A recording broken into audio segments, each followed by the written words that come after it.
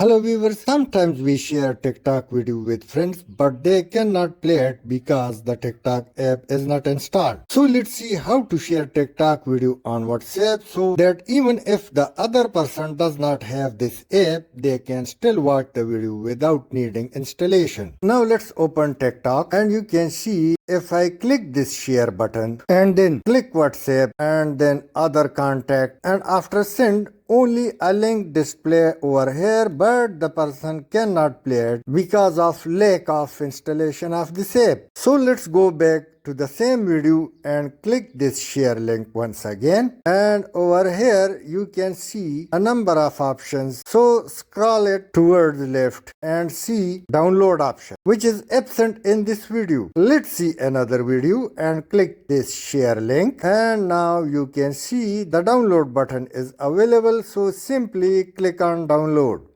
and now you can see the same video is about to download.